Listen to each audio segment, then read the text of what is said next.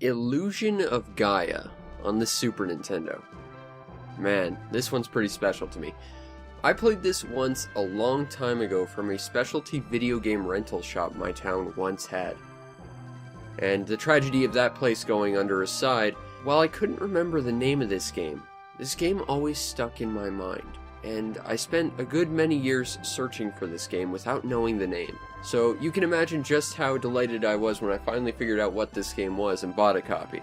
Now the story follows a boy named Will.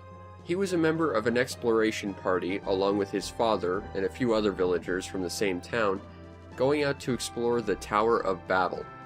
However, something happened, and Will was the only one to make it out alive. And even he doesn't quite know how. Now he's been gifted with weird psychokinetic abilities, and the ability to figure out which card is the Ace of Diamonds. But I'll give you a hint. They actually all are. This game cheats.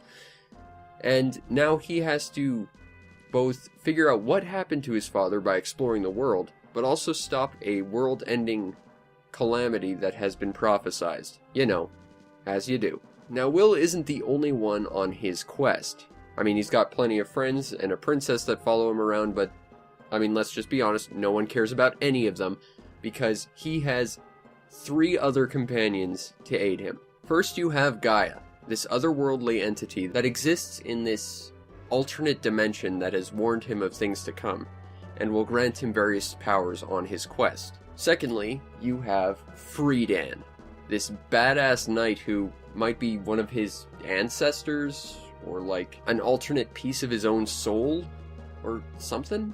Yeah, the game isn't entirely clear what Friedan and Will's other companion are, so you kinda have to figure it out for yourself.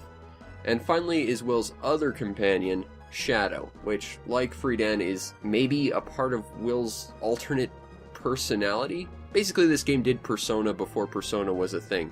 But the important thing is, Shadow is a big, flamey energy being, and he's awesome, and depending on who you ask, cooler than Friedan, though I'm not sure I subscribe to that philosophy. Basically, Will is surrounded by 2 other variations of himself, maybe, who are, without a doubt, way more kick-ass than him, and will help him to achieve his goals by swapping places with him in various dungeons. And this is a key point in gameplay, because as you wander the dungeons, you're going to eventually come across things that Will cannot do. For example, in the very first dungeon, a castle prison, Will cannot reach a switch, because for whatever reason, Will has decided to fight with a big pink flute. Because of course he did. So he swaps to Friedan, who has more sensibly equipped a sword, and has twice as much reach as Will has, and does twice as much damage as Will does. Likewise, Shadow has like 3 times the reach he does, and does 3 times as much damage. So basically the other 2 are way more cool than Will, and Will is basically just a vehicle for plot to be driven in. So, yeah. Sucks to be Will, I guess. Gameplay-wise, it is an action RPG. You wander around dungeons, you solve puzzles, you try and level up. What's pretty unique about this game is how you level up, because this game doesn't have traditional levels or even a traditional leveling system. Essentially, to level, you go into any singular room of a dungeon and kill all the enemies. The last enemy you kill will have a stat boost for you.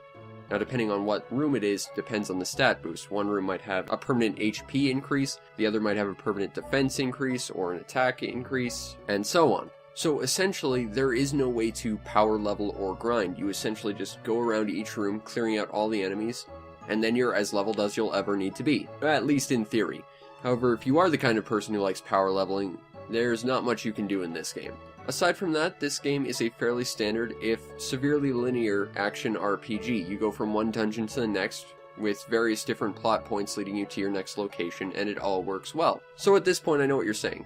It's a game that plays well, it's an action RPG, which is your favorite genre, and it's got some really cool characters and a fairly solid story. This game is perfect, you can't say anything wrong about it, right?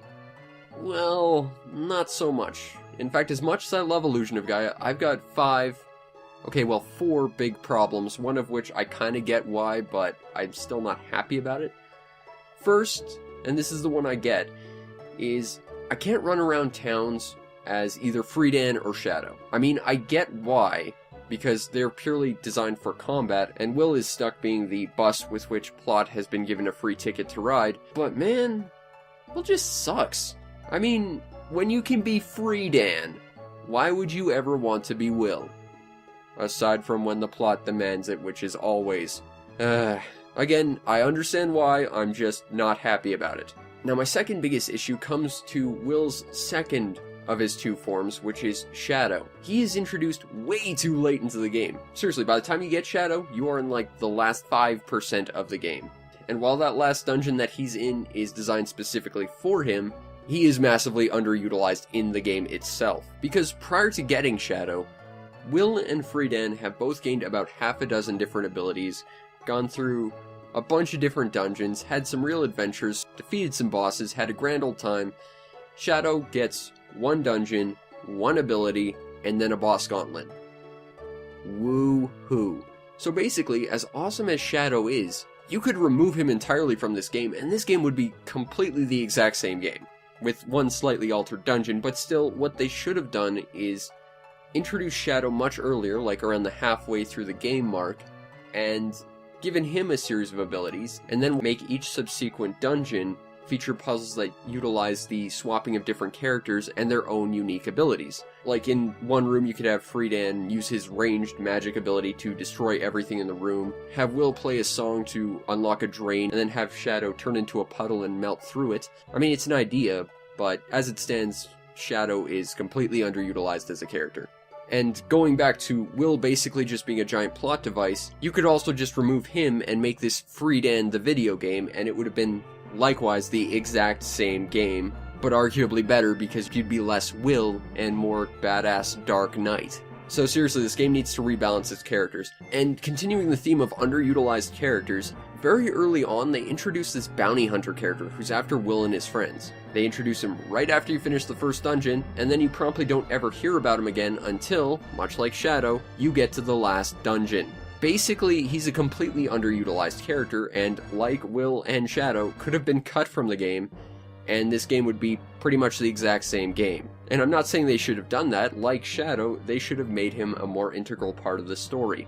Or at least brought him up more than once. Because honestly, I just sat there at the end and I'm like, oh yeah. Wait, who are you? It was just completely out of the blue he shows up and it's like, oh yeah, they mentioned that right at the beginning and then never again. What? Okay, moving on to my fourth biggest issue of Illusion of Gaia, and I suppose the first that isn't entirely character-driven. This game is entirely linear, and while I prefer my RPGs to be open as opposed to linear, I can deal with that. What I, however, cannot deal with is the fact that there are collectibles to be had that you can completely miss, and unless they're in one of like the last 4 areas of the game, you're gonna have to restart just to play it again, because up to those last 4 areas, this is a one-way trip. And that's kind of obnoxious because not only are there bonus collectibles, which unlock powers, boosts, as well as a whole extra level to explore, which ties us into another game in the series, there are also healing items, which there are a limited number of because you can't buy them because there's no shop system. So basically, if you miss a red jewel, well, then the secret hidden final level is out of the question, as well as probably any chance of getting the special Dark Friar upgrade that is different from the one that you get for free if you stand in line for 2.5 minutes. Maybe an extra health upgrade. Unless you're going in knowing exactly where everything is or you have a guide, you're probably not going to 100% this game. And there's no way to go back and correct this issue, and there are lots of hidden things. And lots of things that unlock the final bonus areas are completely hidden and entirely obtuse. That's not cool. However, to balance the ability to miss collectibles and stuff, they did sort of try and address a similar issue, which is, if you end up missing some levels in a dungeon, like you just happen to not completely clear out a room or something, if you manage to defeat the boss of that dungeon, you are awarded every level that you may have potentially missed in that dungeon. So you'll still be the expected level when you finish, and while that doesn't deal with the core issue, at least that's something.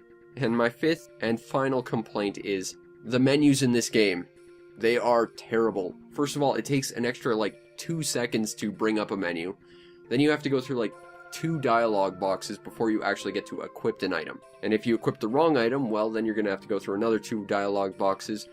And those optional red jewels that unlock that hidden area, as well as a bunch of other bonuses, those take up inventory space. And the weird thing is, by selecting them from your inventory, you can just send them to the guy who collects them. So why bother taking up the inventory space to begin with? It doesn't make sense, aside from just to clutter your inventory and frustrate people who like to have relatively well-sorted inventory. I mean, that's not me personally, but I found it really annoying and pointless that you have to hold on to them until you just decide, oh yeah, I can just get rid of these on the fly. That's just dumb. But if you can get past that, and I can't stress more than enough that I can, this game is excellent. But those are the things that annoyed me about this game, and still do, despite the fact that I absolutely love the story.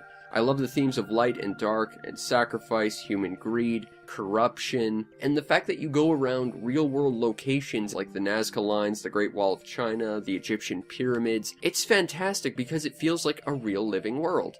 Basically, the entire world that Illusion of Gaia sets up is fantastic, and the game around it is awesome, but it does have its problems. Still worth it though. Now, the overall presentation of Illusion of Gaia is fantastic. Each of the areas feels completely unique.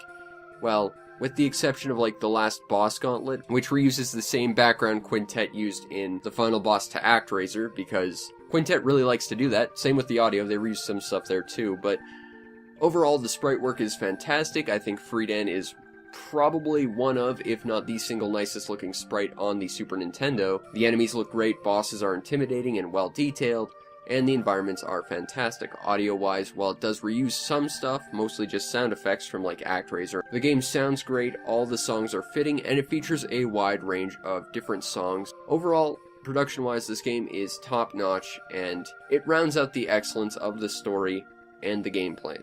Now, if you want a copy of Illusion of Gaia, it has certainly gone up in price since I bought my copy for $1 about 15 years ago, but for about $40, which is what it sits at right about now, I'd say it's worth it because it is a great game, if a little linear. Now, if you are annoyed by linear games, this might not be for you, but it's still got a fantastic story, so if you're interested in well-written stories, this will still probably interest you. And they actually have some heavy themes that aren't taken lightly, such as sacrifice and death. Not like Final Fantasy IV, which killed characters left, right, and center, sometimes for no real adequately explained reason.